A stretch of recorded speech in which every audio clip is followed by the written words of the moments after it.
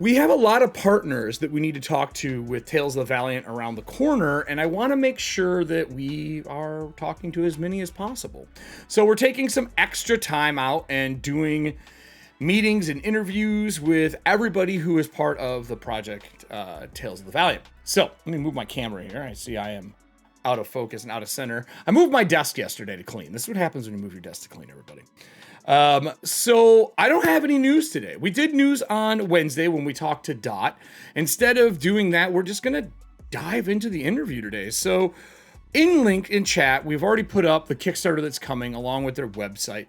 I am excited because we've never seen really anything like Koboa done in the tabletop market space, at least not well, or it isn't just a small set piece.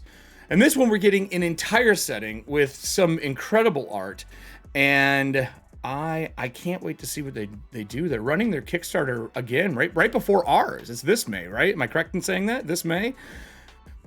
This is going to be a wild month of Kickstarters, everybody. A wild month of Kickstarters. So let me bring him over here. Hey, everybody. How are you doing today? Introduce yourself and what you do with the Word Refinery and kind of the project we're going to be talking about today. Absolutely. Hey, everyone. I'm Adrián Mejía. I am the lead Koboa developer or designer or whatever you want to call it. The main Koboa person in our project.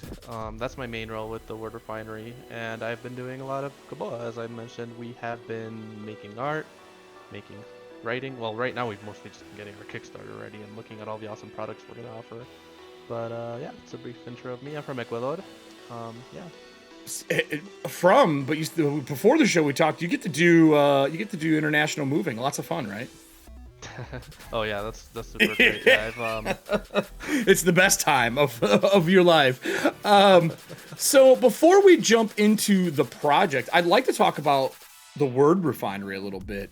How did that come into existence? What are they about? What does the company do? Are you just tabletop? Kind of what's the synopsis for them? Yeah, so the Word Refinery was started by some people who are in the TTRPG space, and they're editors, people who published stuff before, and they just wanted to create a space that uplifted marginalized voices. So they created the Word Refinery, and they've been supporting projects, providing editing support, creating projects to just help get more marginalized voices out there, and it's really cool. I joined the Word Refinery when we started the Koboa project, which was maybe like a year after the Word Refinery started.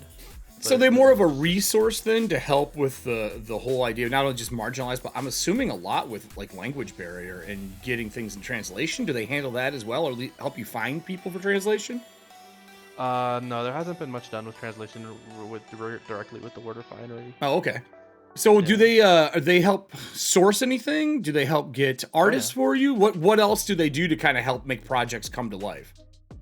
They've been helping with mostly everything. There's been a lot of production support, especially connecting with manufacturers of different products or publishers and stuff like that. That's been pretty huge. Yeah. That's a big hurdle if you've not been in the industry for a long time or have somebody that is trying to find out how to distribute and where to find, okay, we need to print, but we're in Latin America and we have to ship to the US. Where are we printing at? How are we doing this? That's cool. I didn't know that they did that. So Koboa, is your company its own thing, or is it they just pick up the project as like a publisher? Basically they picked up the project as the publisher, and then we kind of just joined in with the Word Refinery and kind of just became a single entity. Representing Latin America, is that the game plan for you all then? Exactly, yeah. That's awesome. So, let's just go over to the info page here. I'm going to pull up our web page here and go over just some of the basic stuff that's here. And you can kind of tell us what we're looking at, what's going on. But first off, I love all the color. This is not something we get to see in tabletop RPGs right now. This art piece is amazing. Is there, are these all playable? Well, races is what 5e calls them, but in our new stuff, heritage and lineage, is this everything that's playable? Are these playable character types? All of them except the capybara, which is a playable familiar, but and that's what's down here, I'm assuming, right? Yep. In between the little animal. Nice. Yeah. What are all these? Can we kind of are you allowed to share what they are and why they're playable, what they mean for the game? Oh yeah, absolutely. So I guess I'll go clockwise from the top. Sure. On the very top, flying up there, we have a CL woman. Okay. CL are in Koboa, they're not called races or heritages or lineages or anything. They're called forms. Okay. Because they're not permanent. Oh. People can change them using these ancient artifacts, or even mix them together as they figure out who they are and who they want to be. So you can change the form that you play as you go through the game, like almost like changing a class, but you know the what would be considered race for 5e. You actually can swap. Yes, exactly. We're providing like we're providing mechanical support for that, but especially narrative support for like why would somebody want to do this? How can you approach that in the game? Because it's supposed to be like a big time in someone's life when they're changing their form. Is this something that is part of religion, or where does this come from? Like, where did you pull this from? Is this something that's strictly Koboa, or is this something that comes from Latin America? I've never heard the term form, or, I mean, I've seen the process of people changing through their life, obviously. I have a strong Native American background for my family. Where does this come from? It comes from a lot of places, really. Mechanically, we were trying to figure out how to deal with bioessentialism. We tried a bunch of different things. We also wanted to make a metaphor for mixed race that worked, because like Latin America is super different in how we understand race and heritage and stuff than other parts of, well, I don't know about other parts of the world, but at least than the United States. Sure, yeah, of course. Because to a large extent, a lot of us are just really mixed everything.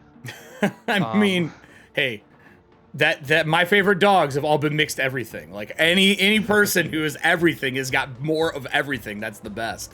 Does this form then, will it change like your stat lines? Does it change anything mechanically? Like what do you get from switching a form? So you get different features. So a CL, for example, can fly. They have some innate spellcasting abilities. Whereas a Gintak on the left side with the fiery hair, they can actually like damage enemies around them by lighting up their hair. Oh, nice. And they have some language mimicry abilities where they can like learn a language very quickly. Almost like a bird will mimic you, something along those lines. Yes, exactly. Yeah. Like pick up a language. Nice. Yeah, exactly. And so what is on the right hand side then? So that is Guveng. Guveng are swarm beings. They are actually a swarm of insects.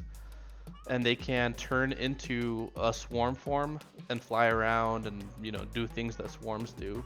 As well as, like, letting little bits of their insects turn into a mage hand spell or talking to someone's, whispering to someone's ear. It's kind of like ascending. So very spell. Fluid and kind of can move out and do different things by reforming their body into things. Exactly. That's up my alley. That's super cool. And then what do we have in the back here? I can zoom in. Is that ears I see? What is that? Horns? So that is a chanov, which is the term in Koboa for people that are very mixed in form. Okay. Mechanically, a chanov gets features from 3 different forms. Oh, they kind of mix and match what they want. Exactly. In a very simple way, we've been working on an elegant system for doing that isn't like a point buy system, because those can get really complex really fast. Sure. Yeah, no, yeah. So anytime you can do that, it is taxing on the player and GM as we're waiting to figure out what you're gonna be. Like, all right, well, I'll come back to you in an hour. Exactly. We wanted a system where you don't have to ask the DM like, oh, is it okay if I do this? Because like the rules don't really like exactly explicitly say how it works. Oh, you're making your own. That's all right. Nothing wrong with that. I mean, we're doing very similar things using talents within Tales of the Valiant, which allow you to kind of really pick like where you're from, why you're from. You know, a cloud elf that was raised among dwarves, for example.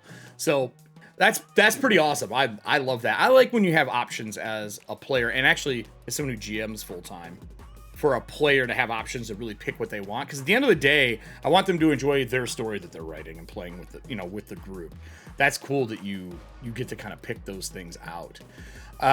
What is the familiar in this? Is this for casters? Is this a party familiar? How exactly is that working? So the story here is, I think that's the ranger's pet. Okay. It can be a familiar as well. We're offering them as a familiar. We're offering stat blocks for capybaras. Nice. What is that? What is capybara? What is that in mythology? It is not a mythological creature. It is in fact a real world creature. Oh, Lots of people are obsessed with capybaras, is what I found. So I thought let's put one in the how cover b- and make people happy. are They're the world's they? biggest rodents. Are they I was gonna say, are they like a rodent? Gotcha. Oh, it's painted Yeah. up as well. Okay, I was like, that's Oh really bright yeah. colors for being a real world thing. Like I'm excited now, but no, it's painted up. That's cool. Are they about the size of like a small dog, like a 40-pound dog? I would say more like a medium dog. Really? Capybaras, yeah. Some Yeah, of you already they're. get some hearts and chats for them. You know your Oh yeah. audience. You know what you're looking for. Oh yeah. That's killer. And then let's just talk about the art in general, the background, everything that's going on. It looks like you're adventuring. For those, I mean, who haven't looked at the book yet, lots of, I'm assuming, jungle, forested areas. Very different than what you see in traditional, like, European style fantasy roleplay. What is the expanse of, like, visually what the environment's going to look like for Koboa? So the main environments you'll find in Koboa will be jungle and mountain, because Okay. that's a big part of South America. Coastal regions as well. I'm saying lots of water. Yeah, Lots and lots yeah. of water. Um, Big, huge rivers. yeah. Is this something that you, in the book, are planning on offering a way for GMs who obviously have never maybe visited Latin America to understand how to run it? Are you kind of giving a guide to, hey, we know we're presenting something brand new to the world. Let us help you. Yeah. We're working very hard on a like, you're not Latin American, but you want to play with this stuff. What do you Mhm. do? Sort of section, kind of saying like, look, like, be respectful. These are some ways you can be respectful, but like Mhm. also like appreciate our culture. Like we're here, learn about us, and love what we love, because that's what we all want in the end. Is we want to feel seen. Yeah. We want our culture to feel seen. We want our families to feel seen. I think end of the day, that's what most people want. Just in general. I mean, we're on stream doing this right now because we want people to see what we are doing. Exactly. So I'm going to scroll down a touch on this here. You obviously have a mailing list here. I'm going to put this in chat for people. I recommend, is this a monthly mailing? How are you doing your mailing list right now, just since we're scrolling by this? We're keeping it to absolutely the minimum amount of emails. We mostly just email like news about the Kickstarter as it gets closer. So right now we're working on a preview that we might release on the mailing list. Okay. But other than that, we'll probably just say like, hey, the Kickstarter's next week, or hey, the Kickstarter just And started. then updates through Kickstarter for those who are part. So I'm going to guess this isn't a good guy. No, yeah, that's exactly right. If That this is a not good guy. playable form, I'm way in. If this is a, like what are we looking at here? Obviously, you're going to have your own monster mythology and monsters that people probably have no idea, which I'm a monster guy. Obviously, Kobold Press, that's what we do. We make monsters. What is this? That guy's got double digits on one hand. Yeah, so these are known as anijeres, or ring lords in English, Okay. or ring makers. They are creatures from the far realms. In Koboa, the far realms is less associated with Cthulhu tentacles Sure. and stuff, and more associated with Yep. leeches. And they are ringsmiths, as I said earlier. They create rings with magical effects, and they can wear a lot of them because they have so many. I was just going to say, do they have a limit on how many actual rings they can wear? Because that dude is a jewelry shop's best friend. And leeches are a big part of that. Why do you know why leeches are? I mean, obviously we've seen it for doing, blood sucking and things like that in just Eastern European style stuff. What is it for Latin America? Why are leeches important? So I thought this was something that just I had experienced, but as I've talked with other Latin Americans, it seems to be a more universal experience. But there is a novella, I guess you would call it, written in the like 1950s by a prominent South American author. Okay. About, I don't know, like, I guess I can spoil the ending, but basically it's about a couple who How old's the just book? got married. Is it old?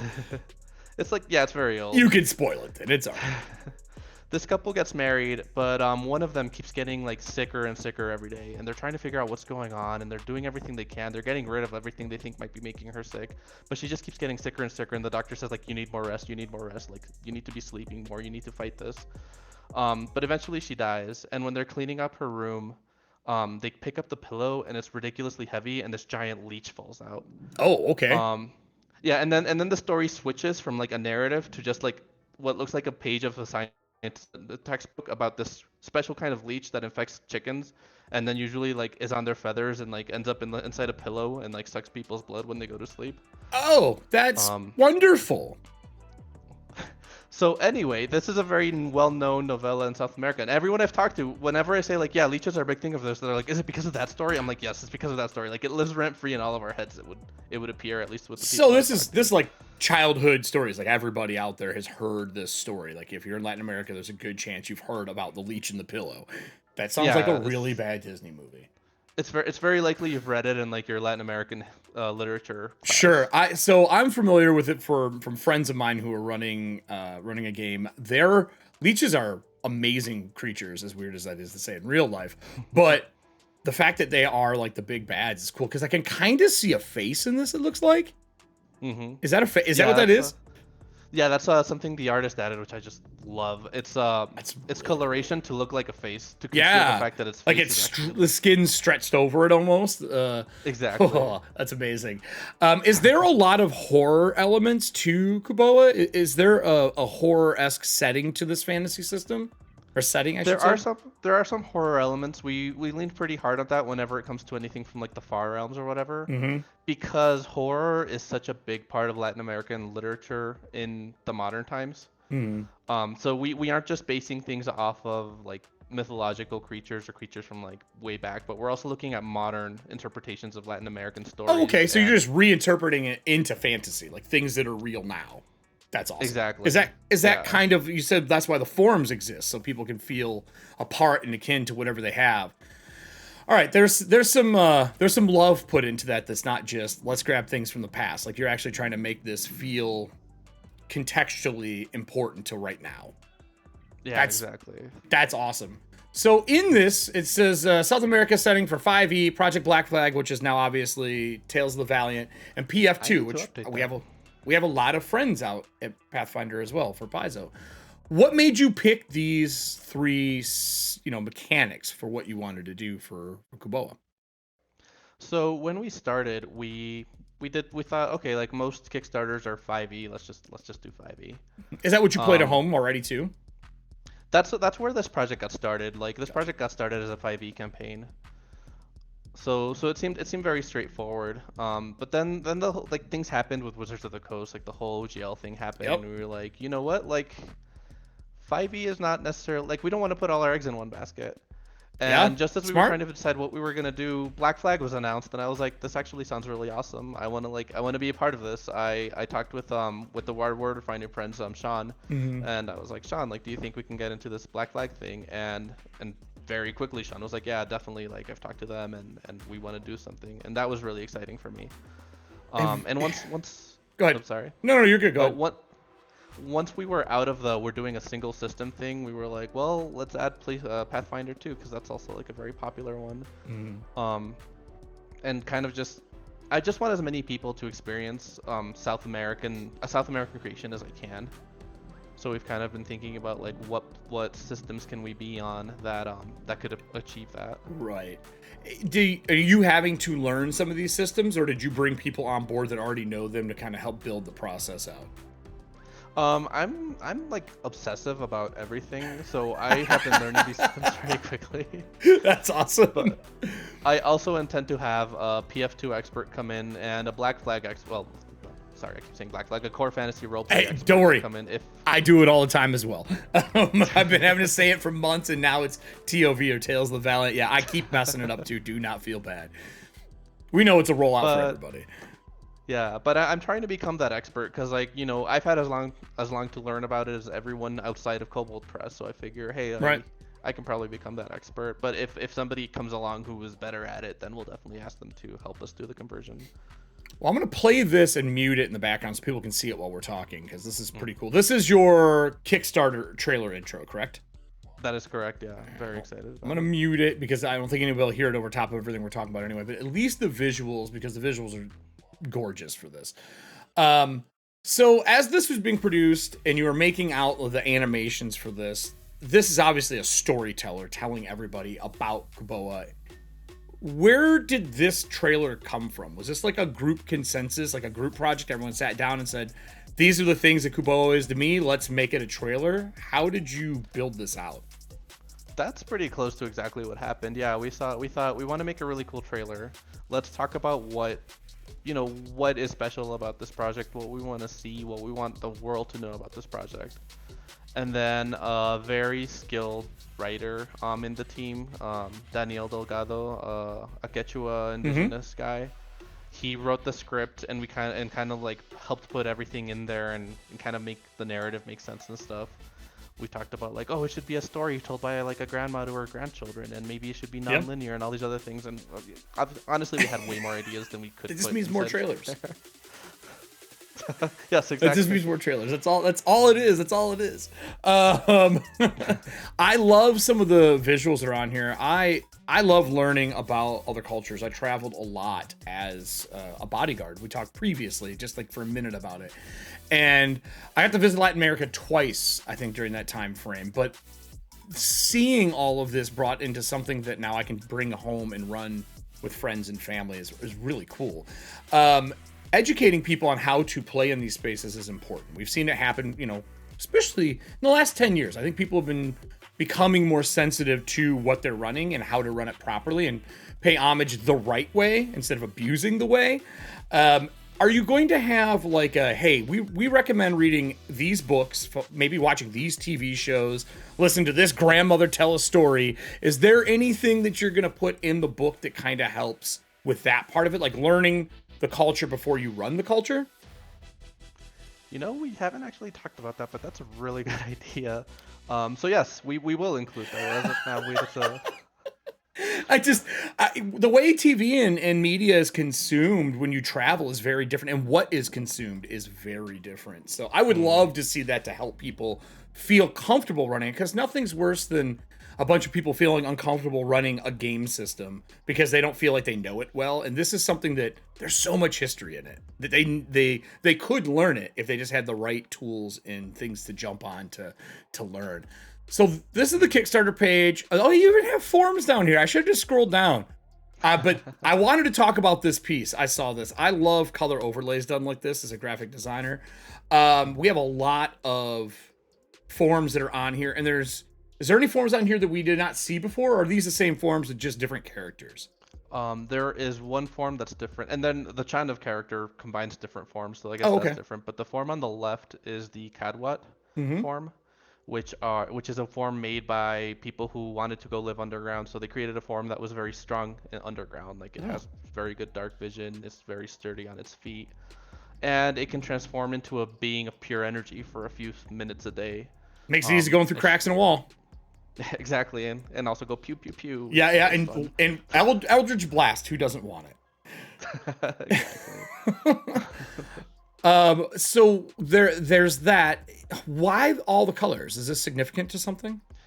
Yeah, so this was the idea of our layout artist. We were talking about like what should the book feel like, what should our advertising and marketing feel like, and our layout artist said, like Latin America. Well, also we wanted to showcase a lot of different artists in our works, and we found that if we wanted to showcase a lot of artists, we needed to be able to support a lot of different art styles. Like sure. We have an art director to help us unify things, but we want to have a variety of how things look.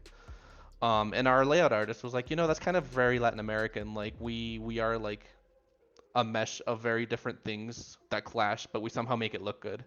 So that's kind of what we decided to do. Like let's make things that clash, but kind of sort of look good. I mean, look, wardrobe has been stolen from Latin America for ages because it makes it look good. Bright colors are obviously a part of that, of Latin America, and it's weird to say that when you're playing a fantasy game. I shouldn't say weird, it's odd, because you're always trying to like hide and blend in and not be bright. And do I look like the tree behind me? Do I look like the stone behind me? This is very different. It's not about that. It's about standing out or peacocking amongst people or showcasing your whatever it is you're wearing.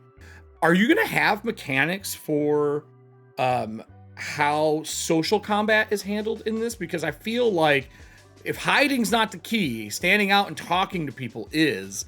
How are you going to handle social stuff? Is something from Latin America being brought in, that the love of Latin America for handling diplomacy and handling persuasion and so on? I think most of what we've talked about so far is more narrative in scope than mechanical. Mechanical. So we talk about how like cultures can be different. Like this culture is like this culture likes to get together over hot chocolate, like very dark, and go over like hot chocolate. their ideas. Yeah, me too. Well, I mean, you're working in reverse. You're basically taking the ideas first before you build mechanics around them, instead of taking mechanics and building story on them, because you're starting with the groundwork of story.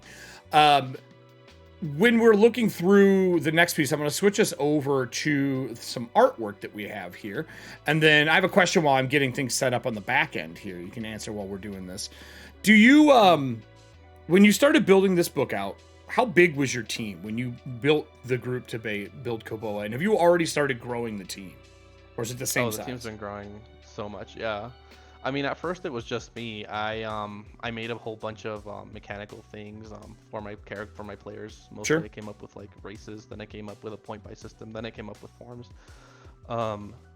And then when I got together with the Word Refinery, we started expanding the team. We added like an art director, we added more people who are part of the core team, we added more contributors and contractors. And we're always looking for more too. We really want to showcase South American talent more than anything. Mm-hmm. So we're looking everywhere we can to find talented South Americans. So what are you doing to source that? Just as somebody who does art direction and has to source that stuff, how are you sourcing? Like we mentioned, you're in the middle of a move. Do you have somebody who's in Latin America? Is there a website you recommend for people who want to hire people from Latin America? Where do you look for that to bring more people on board as other companies who may watch this later? Well, it might have changed at this point because of the whole like AI art debacle, but ArtStation was a great place to find artists and search by country and stuff like that. We found a lot of great contributors that way. I joined the RPG Latam Discord channel, which has also been a great way to just find talented individuals in the RPG space to talk to and to also just get more connections, kind of like grow the network. Like, does anyone know someone who does this? Yeah, exactly. Mm-hmm. I'll have to, remind me to give that, have you give me some of those links, and then I will put them in the description afterwards for people who might be looking to hire more people out of Latin America, just so they know where to look, the proper sources. You are right. AI artwork has changed a lot of things. Great for rapid prototyping, not great for finals. That's by my opinion on it since day one. Like, if you need to fill a space and then go to an artist and say, I need something like this, can you make it happen? That's great. But ArtStation used to be fantastic. It's getting better. They've weaned a lot of it out. They've cleaned it up. So yeah, if you can grab me links for that and drop them me, I will put those in the description when this goes to YouTube. So I have some art pulled up for us. Let me go back over here. You gave me a bunch of art pieces. Some of them might be a little smaller than what we want just because of what we're doing in OBS. But this piece we've already seen. This is without the title and the dressing on it. But I'm going to go through if you want to just kind of give us, this is the big bad, or one of the big bads. So why is there a fanged frog? So that's from a childhood story. I had here a feeling. In Ecuador. Yeah, it's about this boy that likes to go out into the jungle and make fun of the frogs there. And his mom says, like, don't go make fun of the frogs, you'll get punished. And sure enough, he makes fun of a quartum, which is half frog, half jaguar. So it turns into a jaguar and tries to eat him, and he learns his lesson from that point on to not make fun of frogs. I get it. So instead of hiding, you just make yourself look like an innocent beast that then tears people apart. You don't have to hide, you just transform. Exactly. So is this a sample of kind of the creature book or the bestiary or whatever you're going to call yours that you're putting out? Is this kind of the monsters that you're going to see come out of Latin America? Yeah, we're trying to showcase, like, we're adapting some things from stories of our childhood, we're adapting some things from really old stories, and we're adapting some things from the modern times, like I talked about with the Ring Lords earlier. So telenovelas as monsters? We're going to get telenovelas? Is that...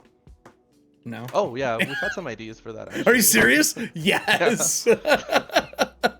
I will remember being in hotels watching telenovelas when I was waiting for clients. I will never forget doing that.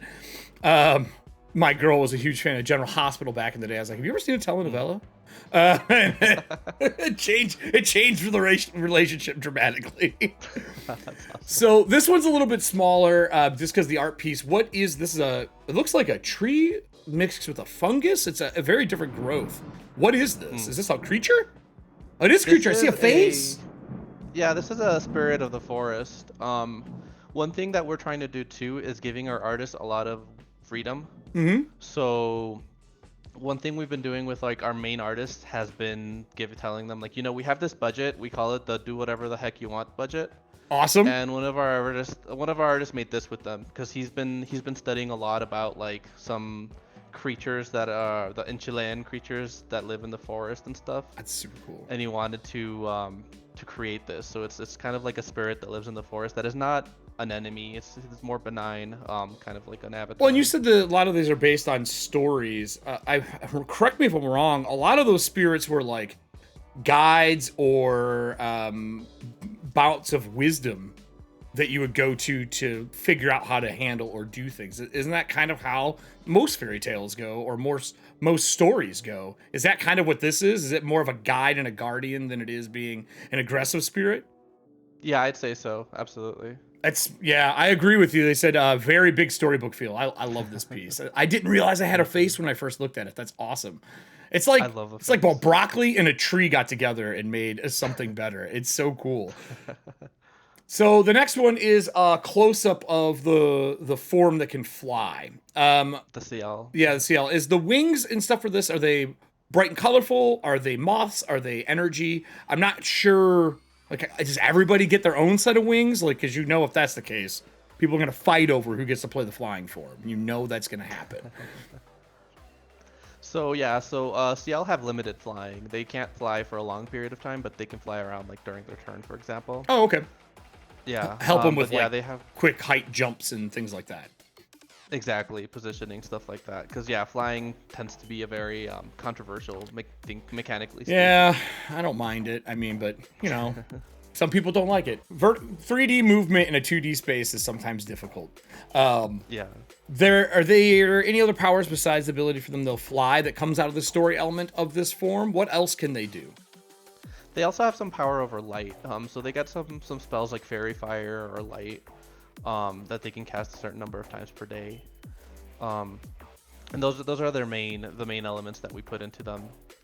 Are you looking to make it so that forms keep progressing as your character progresses, or is it kind of the starting point for your character? They're kind of the starting point. We've thought about like using the talent system or a feat system to have like form specific talents or feats to kind of say like you're becoming more attuned to like the artifact that gave you this form, so now you're unlocking more abilities.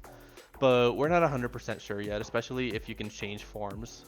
Although, yeah, if you have more than one artifact or a artifact that lets you change. That's actually a good question. Is it one artifact that just gains more forms? No, each form is connected to one artifact. So within the narrative, there's a bit of like identity stuff in there, like our own identity. Like to a large extent, we Latin Americans sometimes say that we don't know who we are to some extent, and that's kind of reflected in the story. And that when the colonizers came in the past of this world, they stole the artifacts that created the forms, so that kind of like messed up everyone's like identities. I see. So you're out seeking it out again, or finding the true form for you, is what it sounds like. Exactly. Is that fair? All right. That's actually recovering really cool. recovering so there's like some of the maps are what we call the artifacts that give a form as a map. Some of the maps are fragmented, so you only get a half form. And you might go on an adventure to find the other half of the map to be able to like. What are these artifacts? Are they gems? Are they stone? Are they print? What are they? Piece of paper? Like, what are the actual artifacts? Or are they everything? Is it not really one specific thing? Yeah, it all depends on the form itself. We see some of them in the trailer. There's a statue of a Gintak, a wooden statue, which is the Gintak map. There is a what's called a quipu. In Kobold, it's a different name, but the Incas used what's called quipus, knots on a string, as their new. Oh no, he froze on us. Well, I'll let him refresh. That's why I have that art piece behind there in case he freezes. So. What do you guys think so far? What questions do we have at chat that we can throw at him when he comes back in? Is there any specific things that we would like to ask? Is Kobold Den here as part of the Kobold family? If you got a question, hit a Q in chat, kind of like this. Cue it up, and then say my question or whatever you want to do, and you can put it in there, and we'll start going through questions with them as well. I love the art for this. Oh, looks like we got him back. Sorry about that. I am set up for failure constantly. That's the whole point of all of this stuff. You got to be ready for failure. You never know when something's going to blow up in your face. So anyway, you're saying the knots on a rope for Incan, right? Correct? Incan, is that what you were saying? That's correct. Yeah. Did each knot represent something important for that artifact? Yeah, so in Koboa, that's actually the writing system of many of the cultures is actual knots on ropes that we've been developing. Is it the size that makes the difference, or the? I'm curious for myself. Like, is that the size of the knot that matters? The way it's tied? Like, what determines? Our world building so far. How does that work? You have like 2 ropes, and then you tie ropes between the 2, Okay. and the direction, the angle of the rope, how many knots are between and stuff, are the individual tokens of the language itself. That's awesome. That's actually really cool. Please tell me you make a physical product for that for your Kickstarter. That's all I'm saying. It needs to hang on a wall somewhere. I'm just saying that is a really cool piece. I didn't know that. I've seen tying and knots and ropes and actually weaving a fabric used as a language before, but that's knots. That's awesome. Like a ladder system almost. Yeah, that's really cool. That's really cool. So let's move on to the next one here. Totally different art style. You said you've adopted a bunch of people in to do art. Yeah. What is going on here? Is this one of the artifacts? Yeah, so Lucas is more of a he prefers the comic book styles. So this is what we call the Stone Touch Sorcerer, which is a type of sorcerer that can control stone. Okay. And particularly, they can raise stone armies, but tiny little stone armies, like swarms of things instead of actual like. They look like little doozers from Fraggle Rock. Yeah. Is that something you could play, or is this like an NPC in the set piece? Oh, this would be something you can play. Like this would be a class that you can play as. Oh, nice. Well, that was gonna be my next question. Are you bringing new classes to the table? Is that one of the hopes of Koboa to add to the arsenal? Yes. Yeah, we started with 5e, so we figured out like each subclass. We figured out a couple of new classes, and we're adapting that into Pathfinder 2 and CFR, of course. Nice. Move to the next one. Obviously, the title for the book. The piece we saw earlier as well, and then this is the one we hadn't seen yet. What do we got here? What is this? So this is a Warlock subclass. Originally conceived as a Warlock, and it's called the Pact of the Awakened City. Okay. Oh, is that a lamp? That is a lamp. So in Koboa, large agglomerations of people can become their own entity. So cities can kind of take on a life of their own and recruit people to help protect them or help expand their abilities. Well, that's awesome. This Warlock brings the city with them as a token that they carry. And whenever they activate it, like the city comes to them, and they're like within the boundary of the city while their token is active. And their powers hella cool. Yeah, and their powers are based on the kind of city that they represent. So like they might have artistic powers if it's a very artistic city, or financial powers if it's a very financial city. All right. Religious powers. So there's like different kinds of these warlocks and with different abilities. I don't even play Warlocks that often, but I have a moving city in my campaign based around a lantern, so this makes me super happy. So I wanted to make sure we look through some of the art. We do have some questions in chat, if you don't mind. I mean, the most important one in here is obviously, are there dragons in Latin America? So dragons are in the setting as an import that the colonizers brought. Oh. Yeah, they're there, everybody. The big bad. Yeah, the colonizers try to control dragons by combining them with bulls. So there are these bull dragon hybrids that they ride into battle and stuff. Oh, I can't wait to see art for that. Oh yeah, but what takes that niche in the ecosystem within Koboa are the giant serpents. Okay. There are flying ones, there are swimming ones, and they are a huge part of Latin American myth, so we felt we needed to include them. So you're getting a whole new subset of like big bad monster, or I should say large scale monster like dragons. Instead, you're going to get something new you can bring in. Exactly. Yeah, and we're working on like rules to like make them more environmental. Like you go into a space that's got a giant serpent, and maybe like you don't realize it's a piece of it is right next to you, and it starts wrapping around you while the head is somewhere else breathing. So these are large scale. These are kaiju scale style, like very large creatures. So it's a set piece even more than maybe a monster. Oh yeah. Okay, that's super cool. I'm excited to see the crossover of the bowl. I grew up around, when I moved into the country from the city, there were bowls across the street. One got loose, and I cannot tell you how much havoc that thing wrecked. It was Hey, one appears nuts. for a split second in our trailer, so keep an eye out for that. Oh, all right. I'm in.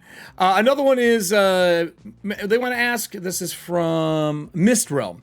Is there a new element like earth, wind, fire, water? Is there a new element being brought in from Latin America or anything along those lines?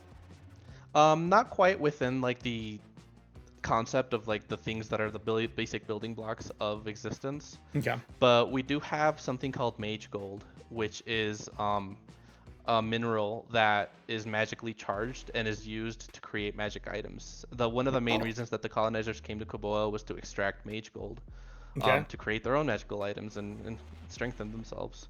So we actually are working on a system of using, like an optional system of using mage gold as a reward, so that instead of like players like going into an ancient temple and taking things that probably belong to someone else, they get rewarded for recovering these items with mage gold, and then they can go and make their own magical items. Oh, cool. So it's almost like a formable material, like a magically formable material that turns into things. Exactly. Nice. And instead of stealing priceless artifacts, you get rewarded for bringing them back. Imagine that. Who knew that was something you could do? So another one we had in here is, will the project be available in Spanish as well?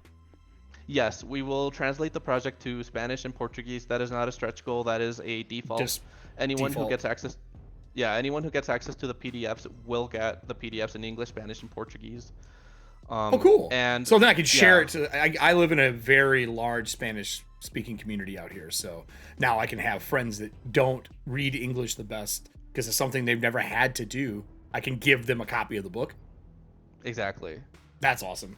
That's all. Yeah, that makes me very excited. I have a lot of friends out here who want to play more games. I have to teach it the whole time. I can never give them something to go home and read to where they're comfortable with it when they come back. That makes me very happy. So are you doing other languages on the docket as well besides that, or is that the three primaries that you're looking for doing right now?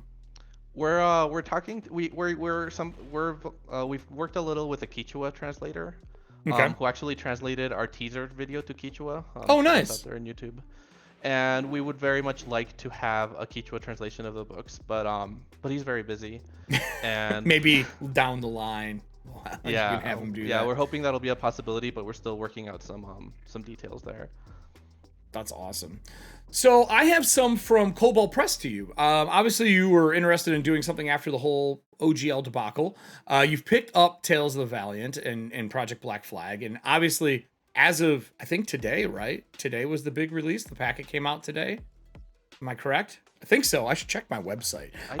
I jumped into this with you, and I was like, you know what? I didn't look to see if the packet came out. That's exciting. It may be out today. So packet 3, I believe, is our release today, which if it is, it's all the monsters. Oh, that's right. Yeah, right? So as you all are developing what's going on, yep, it is out, and making your pieces, what made you guys decide you wanted to do Project Black Flag? What was the reason you partnered up with us? Well, I mean, we've always been huge fans of Kobold Press, the stuff Kobold Press makes and everything. And we didn't know much about Project Black Flag when it was announced, so it was kind of a bit of a risk, but we just knew that it would be good. Like, Kobold Press makes good stuff. But as we've seen the packets, we've become more sure that we made the right choice, that we are in a good spot. Yeah, I've told everybody the packets are glimpses into what we're doing. They're not finals. People always want the finals. Like that's not how the process works, everybody. It's not how it works. If you ever built with Legos, you don't get to start with the final. So we're really excited with it. This is the biggest packet that we've put out. I think it's 40 pages, maybe plus, for the monster packet as kind of a glimpse into what's going on. And there's some mechanics in there that I'm curious to see how you're going to use for Koboa with luck in the Doom pool, either relabeled for your system or whatever. But the idea of being able to have GM points for like that gigantic serpent-like creature where you could spend dew points to wrap somebody up in a city while fighting somebody in the countryside would be hella fun to do. when you did this, you also picked up Pathfinder, and Pathfinder, like we said before, is close to us and what's going on. Is there any other systems that you're looking at doing things in the future for? Yeah. So one of our, can I reveal this? I think I can reveal this. One of our. He's like, hold on, let is me look our- at my notes. that we are, what's the word? Oh, stretch goaling for Mhm.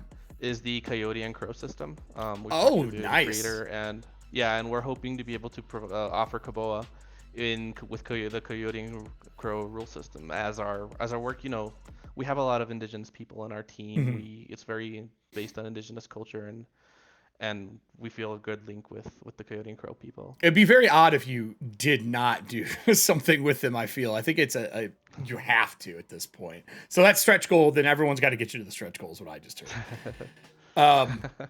Is there any stretch goals with the Kickstarter? I'll take us over the Kickstarter page. It's not live yet, everybody. It's not live yet. When is the Kickstarter going live? The day before my birthday, May 9th. Oh, that's not a stressful way to start your birthday off or anything. Not at all. Not at all. Not at all. I'll put the Kickstarter in here. You all can sign up for it because I know there's so many Kickstarters going on that you can sign up to make sure that you have access to it for when it goes live. But is there a stretch goal that you're excited about that you're allowed to share? Yeah, I'm very excited about. We want to be able to offer an introductory tier adventure Oh, yeah. for players to play on, and that is one of our stretch goals. Is like, you know, you're all level 1 characters. Here's an adventure you can go on to get to level, I don't know, 3 or 4, maybe that far. I'm not sure. But I'm really excited to just the ideas we've had for what kinds of adventures people can go on. I have no idea what it'll be, but I'm very excited to see how it turns out. Are you aiming to work with content creators and streamers from Latin America or in the US that are Latin, based to run shows for you and run streams? Is that something you're looking into as a team as well? Yeah, we actually just had an all Latine playthrough of 2-episode playthrough through Koboa. Oh, really? Yeah, maybe a couple weeks ago, organized by Brandy Rose. You can find it in the VODs for TTRP GIFs and Utopia. Drop me that link as well. Yeah, after definitely. the show. Yes, and I will put that in the show because then it's a good sample of what people are going to be playing. Did you get to play with them for that, or was it just their team that did it? I wish I could have played with them. I've been so busy with like so many things. Hey, man, international moving. What can I tell you? It's not easy. So we don't have the details yet, but we do have a Pathfinder 2 actual play that will also be coming down. Oh, cool. Soon. Excellent. I'm sure there'll be some Tales of the Valiant. I know our Discord was extremely excited for Koboa. So when this goes out by Art, I will put this over in the Discord as well because we have a ton of people who are excited to see Word Refinery be a part of this with Koboa. So the last thing I guess I will showcase here, if another question comes up, we'll do that. But we have got there we go, a PDF right now as well. The PDF is just the pre-release, right? Like just a sampling of what this is all about. Is there anything in specific I should go to in here that you want me to showcase? In the 24 pages. I'll scroll while we're doing this. First off, I love maps, as cartography is one of my favorite things. Do you know who is doing the cartography for you all? Yeah, Elvin Tower. Okay. Is making our cartography. So he made this piece, and hopefully we'll be making many more. I love maps. I think they're the best place to start to tell stories around. In a set piece, it's easier to work from a map in reverse than it is to build a story and then try to get a map made. It's so much easier to find an amazing piece of map or a cartography or art and build in reverse than it is the other way. Because let's be honest, art takes a long time. And it's way easier to do it the other way. So you obviously in here you talk about the forms and what they are. Is this kind of the book? There. Is this what was that? There's some form maps right there. Oh, that's what all these are. These are different form maps. Yeah. Oh, that's really cool. Oh yeah, they're all very different then. Is this kind of the trade dress that we're gonna see? These kind of nice bright colors for everything? Yeah, we want it to be very colorful. We feel it's very appropriate to her culture. As you can see with the boundaries here too. Does she have a rattlesnake tail? She does indeed. one of the forms in Koboa is kind of like a dragonborn, like a serpent people. Sure. That's Oh, I love this shield, by the way. yeah, me too. It's super cool. What is this weapon that they're using? This is something you don't see commonly in fantasy roleplay. Yeah, this was actually an Incan weapon, kind of like their version of a mace. It was star shaped, to be very deadly. So it's one of the weapons that we'll have like in our equipment section, within the book itself once it's published.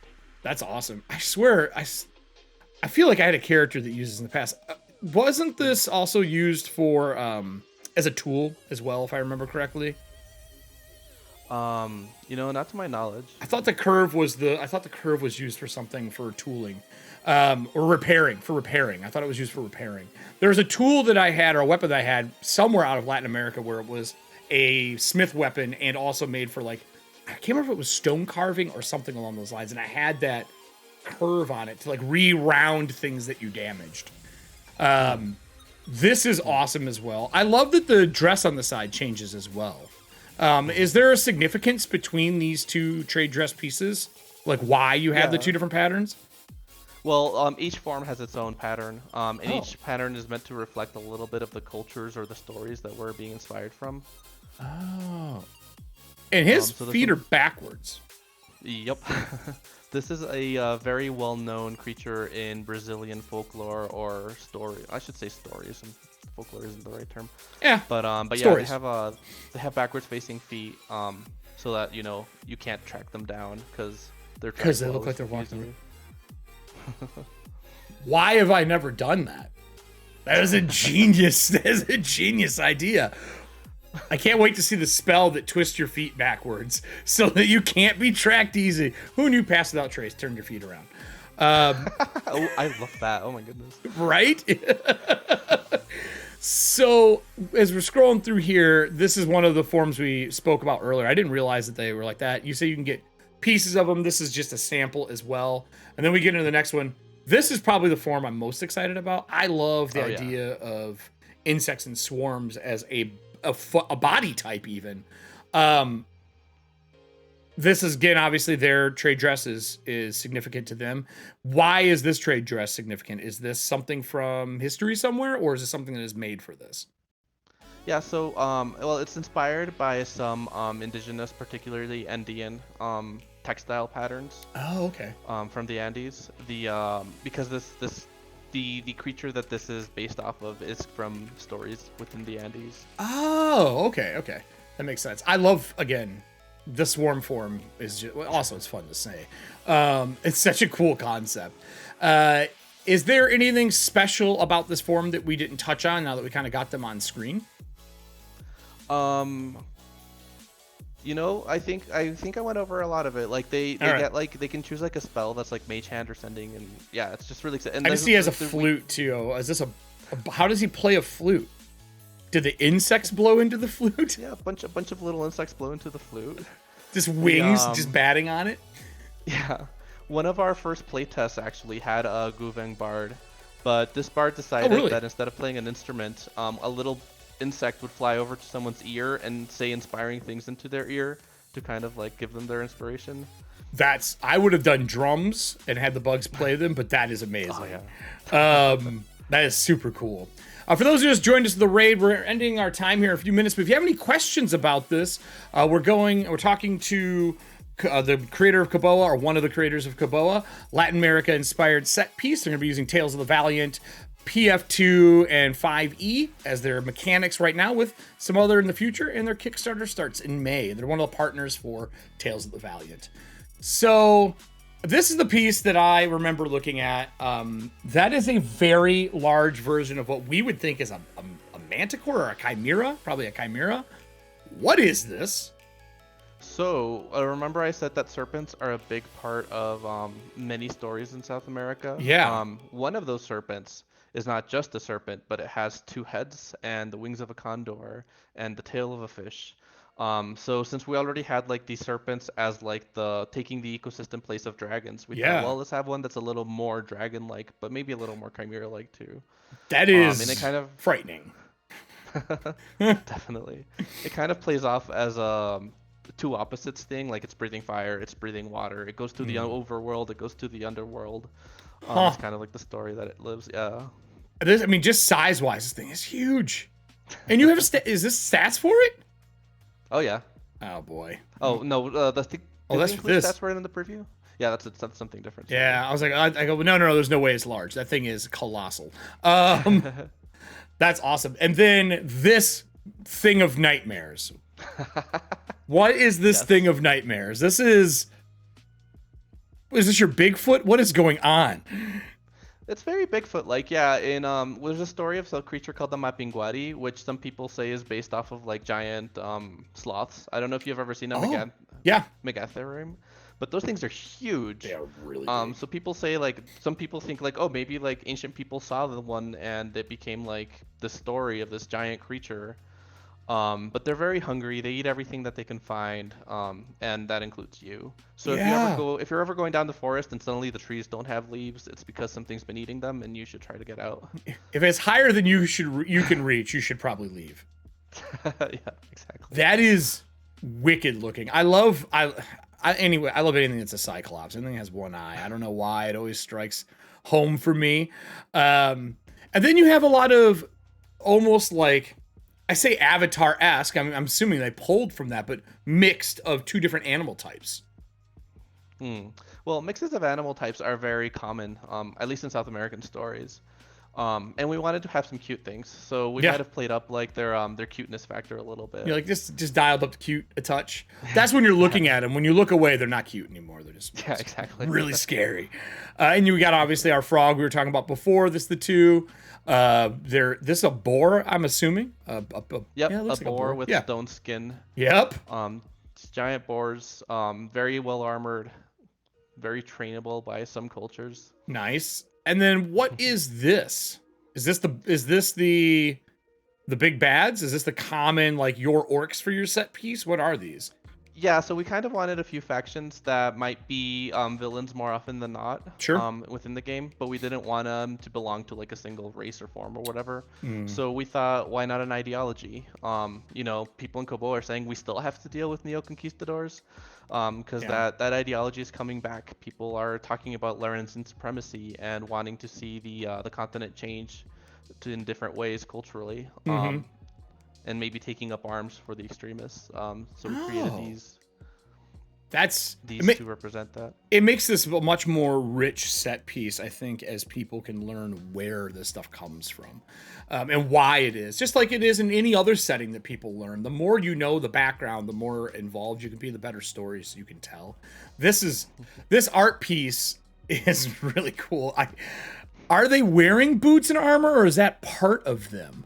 Oh, they're wearing them. Oh, okay. I had to zoom in a little bit. And then I'm one for scarecrows. I know this isn't a scarecrow, but you got that feeling. And he's got the Mario Brothers fire flower. What is this? Yeah, so these are another creature from stories. These are in the stories. These are these like kind of like demon or frightful things with like a flaming arrow in their head. Oh, it's an arrow. Oh, okay, gotcha. Yeah.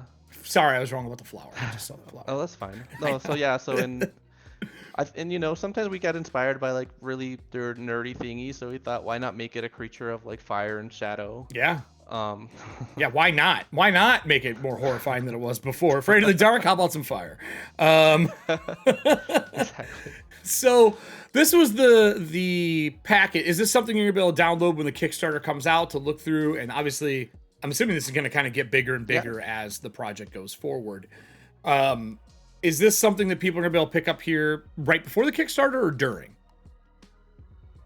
That's something you can pick up right now. We have it set up so that if you join our mailing list, it'll get emailed straight to your email address. Or rather, a link to it will be... So everybody, if you did not see earlier, we had the mailing up on screen. I will pull this back up and drop it in chat for you. So if you're looking at grabbing this to fill it out and grab it for yourself, this is the information for that.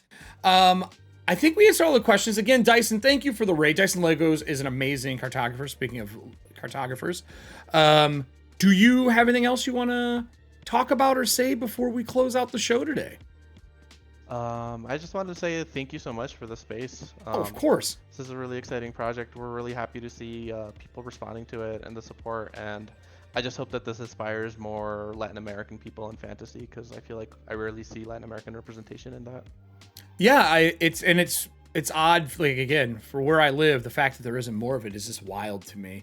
I want to say thanks for coming on. Obviously, Kobold Press is doing everything we can to help partners of Tales of the Valiant get a space out there so that we can talk about stuff. So as the Kickstarter moves forward and more of this project comes out, obviously we would love to have you back on to showcase more of what's going on. Maybe get a one-shot actual play going or something along those lines in the future. Get a cast that's perfect for what's going on. But thank you again for joining us. And then if you want to stay in the wings, I'm going to close this out for our YouTube stuff for the day. Wave bye to them, and I'll be with you in just a minute. Bye. Thank you so much. More than welcome. Everybody, thank you for joining us for Kobold Chats today. This was a special one. We love bringing our partners on to do this stuff. We had Vineyard the other week. Coming up in the next couple of weeks, we're going to have a very special person from Kobold on to talk about the packet that dropped today. Alchemy is going to be on with us in the future. One of the VTTs coming out that is partnered with us. They have a Kickstarter going right now as well. If you like what you've seen here today and you have questions, comments below are a great way to do that. If I see anything there, I'll pass it over to the Koboa team in the future. But remember, if you like this, share it. Other people are probably going to be interested in this if you're interested in it. On this side here, there's probably gonna be like a video. And on this side, click the bell for every time we're live, put it on all. Kobold Chats is on every Wednesday at 2 p.m. Central Standard Time. And as always, everybody, I'll see you next week. Go look over that 40-page packet of monsters. I promise you'll find some stuff you like. Night, everybody. Day, everybody. Day, everybody.